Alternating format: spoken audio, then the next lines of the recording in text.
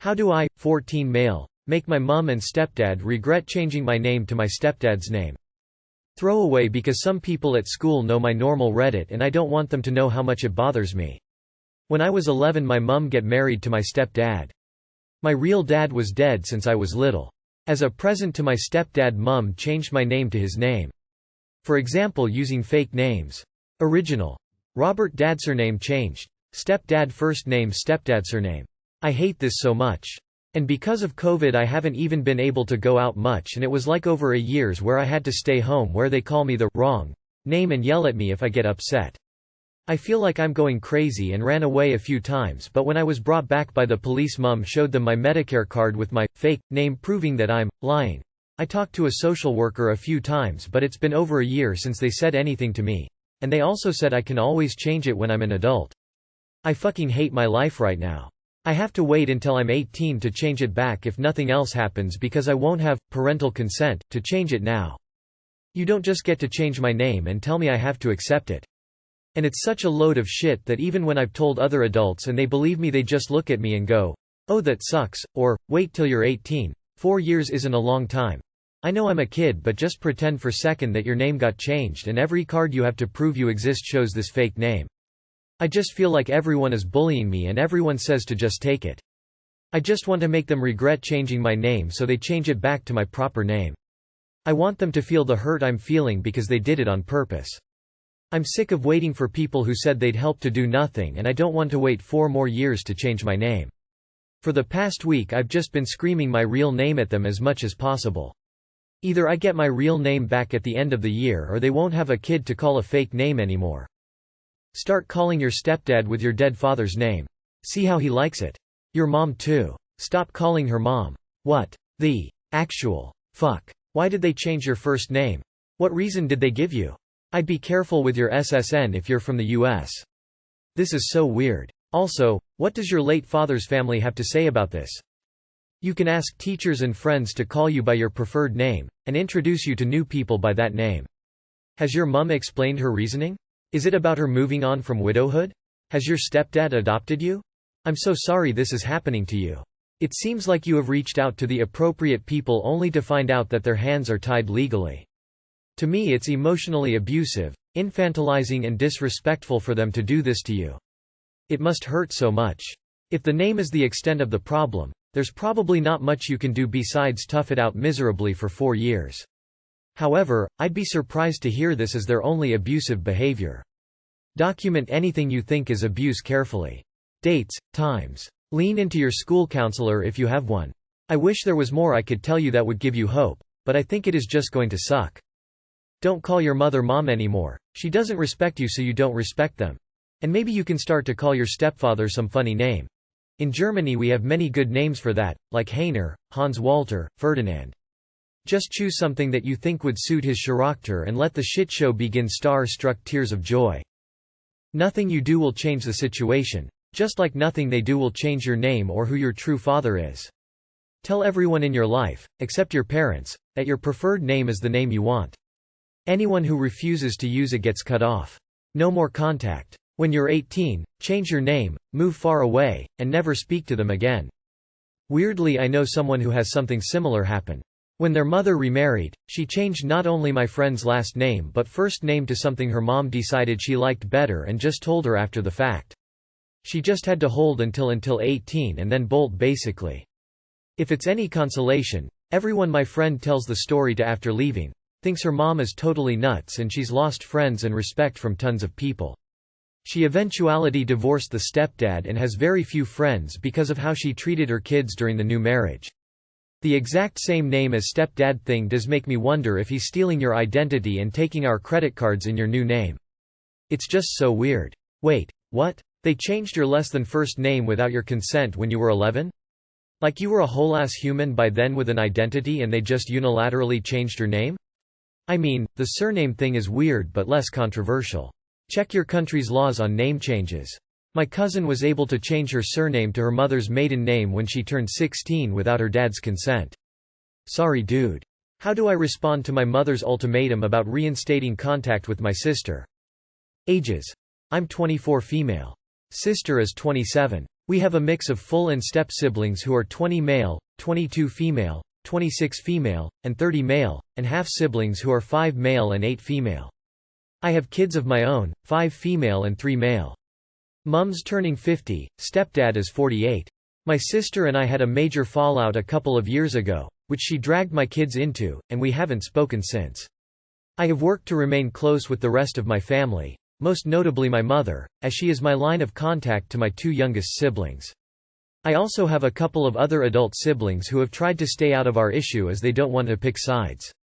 My mother is turning 50 and she wants a family portrait for her birthday, and not a regular one with photos, an actual honest-to-God painting. The way my older brother, who is organizing, described it to me is that we all get together to pose for a photo, which is then sent to the artist to use as reference for the painting. Because Mum wants us all in the portrait, we need to all pose together. This means standing together for God knows how long until we get a picture. The photographer is booked for 2 hours and we're going to need all of that time considering the number of people, and my kids and I cannot be in a room with my sister for that long. With this in mind, I've said that they're going to need to figure something out, like stitching together photos or my kids and I coming in before or after the others. Mum has said that we all have to be in the same picture, so stitching photos together won't work, and neither will taking separate photos, and I need to get over myself long enough to take the photo. I've said I'm not putting myself or my kids through 2 hours with my sister, and Mum said this is a family thing, so if I want to be part of the family I need to act like it, meaning I need to interact with my sister. I've said that I feel she's being insensitive as it also affects my kids, and my kids don't deserve to be subjected to my sister, but my mum has just told me that she holds firm in her decision.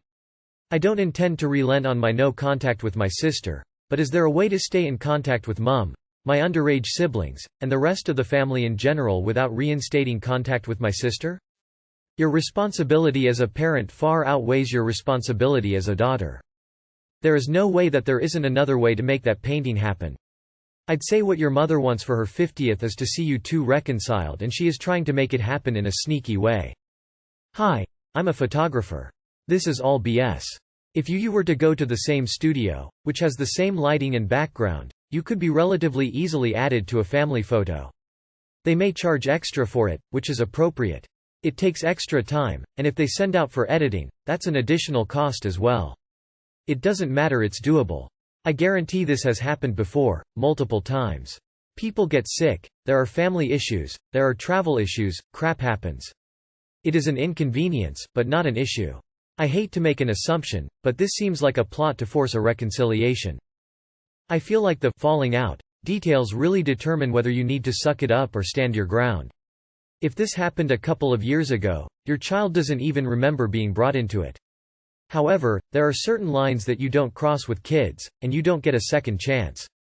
Was it a shitty comment that was made? Or were your kids placed in some sort of danger? If this is a situation where you have cut a toxic person out of your life, you can still take the photo and not engage with this person. With the size of your family, there are plenty of other people to converse with. I would reconsider taking the picture for your mum, but agree in advance with your mother what the boundaries are for your sister. You could agree, for example, that your sister and her family need to leave should she say anything to or about your kids. The chance that she'll say something is significantly smaller when there are so many witnesses and the consequences are clear in advance. It would also show your kids that your family is on their side. Your kids over your mom. If there's something serious enough for you to not want your kids in her presence, then it says a lot. Tell mom you're sorry you won't be in the photo. What exactly happened that you and your kids can't even be in the same room for an hour or two? And that resulted in her being single? Sister is verbally abusive towards my kids. You might not believe that, or you might think it's all right to talk to children that way, but it doesn't matter what you think. I will not force my children to spend time with someone who will abuse them. If you still want us in your family portrait, I have already given you an option that would work. If that is not acceptable, then we cannot participate. The reason your mother is trying to pressure you to make amends, and not your sister, is because she already knows you are the reasonable one. Your sister has not budged in 2 years and is unlikely to ever budge. After reading the background below, I would not expose any child to your sister. My girlfriend gave me chlamydia. Me, 27M, and my girlfriend, 27F, have been together for almost 7 years and we currently live together. Last year, around the end of April, she met a guy on Instagram. I was completely unaware of all of this, of course. We got into an argument on the first day of May and she decided to leave and go meet him. She ends up staying with this guy in Philly. We live in Gaw, for about a week. When she comes back we end up having sex and continued having sex throughout last year. Yes, I know, very stupid. This past December I start having weird symptoms. My eyes started turning bloodshot red. Pain in my pelvic area.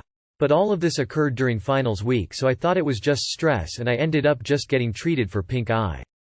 Fast forward to the end of January 2022 and I woke up and my knee is swollen. Again, I thought, hey, it's just stress, ya know. Then my eye turns bloodshot red again. So, I decided to buy a knee brace, some eye drops, and continue on with life. This was fine until a week later when it became unbearable to walk because it was so painful. Also, no matter what I did to my eye I could never get the redness to go down and I started losing my vision. So I started wearing an eye patch and developed a permanent limp.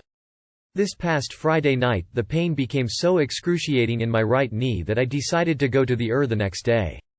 My girlfriend ends up coming with me. The nurse immediately sees my leg and says she's concerned and then asks my girlfriend to leave the room.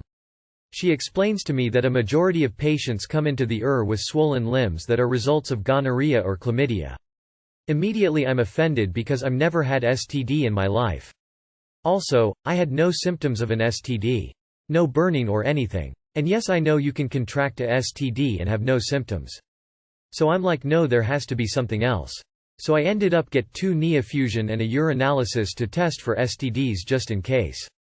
Oh, and to make matters worse I share my location with my family, so they end up asking why I'm at the emergency room and I tell them what's going on. I explain that STD thing is nonsense because I hadn't had a sexual partner outside of my girlfriend and she feels fine. Well, to make a long story a tad bit shorter, I end up going to 2 more of the course of last weekend due to chronic pain. Nobody could tell me what's wrong, expect that I may have a autoimmune disease. Well, today my results came in from the first hospital and yep, I got fucking chlamydia. But that's not the real kicker. As a result I've developed reactive arthritis, uveitis, and have to use crutches to walk. They recommend I see a rheumatologist, so now I'm waiting to find out my next steps for treatment. Also, I scheduled an appointment with the eye doctor because I'm almost blind in my left eye at this point. I started my first dose of antibiotics, for the chlamydia, earlier along with all the other meds I was prescribed to keep the inflammation down on the right side of my body. I guess I just wanted to vent, but right now I feel like I'm going into a dark depression because I don't want this to be something I have to deal with for the rest of my life. I'm just lost for words and don't know what I should do. And the hardest part was her trying to say she doesn't think she got it from him because she saw his papers before they had sex. Why are you still with a woman who has literally ruined your health and your life? Kick her to the curb and sue her for medical bills because she knew she cheated and she gave you this. Wow. That's a bad case of chlamydia. Woozy face, sorry you're dealing with that, but your girlfriend has to go. She cheated on you, didn't even have the courtesy, if you can call it that, to use protection while doing so, and now is trying to say she's not at fault when you've been faithful? Yeah, bye. She saw his papers? So she met up with him and he just had a negative STD test to show her. That just means she admitted to sleeping with other people besides him. Sorry bro. Jesus, dude. I'm sorry. Please get rid of your shameless, cheating girlfriend that caused you severe, lasting health problems and instead of being filled with guilt and remorse, opts to pass the blame off to someone else. It's disgusting. So your cheating girlfriend gave you an STD that has resulted in you having further debilitating issues that you're going to be dealing with for a while. So the real issue is, why isn't she an ex? All this because she fucked around. She got it from somewhere, but if she doesn't think it was him, then how many more could it be? Bro, she went to get dicked down bare back, gave you an STD, crippling you, and you're still with her? Is she that good? She gave you chlamydia so bad that you're dealing with temporary blindness and arthritis, which means she most likely had unprotected sex with someone, even though there's a possibility she used condoms, and then had sex with you. What's not clicking? Break up. My girlfriend gave me chlamydia. That should be XGF, right? Right? She played Russian roulette with your health. You have to live with the lasting implications of the disease she gave you. She should not still be in your life. In any capacity. My girlfriend deleted messages from a guy and also asked him to delete them with proof. To try and cut a long story short, my girlfriend was flirting with a guy online because she said she liked the attention. I confronted her about it and she said it's an issue of hers. She sent me screenshots of their entire private message thread and there was nothing of concern. I later found out she deliberately left out a large chunk of their conversation, so I asked to see it because she lied to my face and hid it from me. She said she had deleted the messages and there was stuff in there about the guy expressing how much he likes her and how he wants her to meet with him. She said she didn't reciprocate any sexual messages he was sending. I actually spoke to the guy and he said that my girlfriend had asked him to delete the messages on his end and send proof that he had done so 3 or 4 times, but he wouldn't tell me if there was anything dodgy in the messages, like he was avoiding my questions. It's been a few weeks since this all happened and it's eating me up inside. Just leave. It's not worth staying. Yes. Fucking leave. If she can lie about this, what else could she lie about? Honesty and transparency are key in any relationship. It sounds like she is hiding something, not even worth it since she lied. Deleting messages is always proof of incriminating evidence. Regardless of who is the blame in the relationship and who is the victim. Deleting messages is always proof of incriminating evidence. As someone who's been in this situation, get the fuck out now. Imagine the things you haven't caught her doing. Yes. She went to another dude for attention and she'll likely do it again. She disrespected you. Lievi, you deserve better. Sorry she failed at being girlfriend material, so she definitely isn't wife material. Yes. Because she went and asked the guy to delete the messages and to show her proof. She is hiding the cheating, sexting messages from you.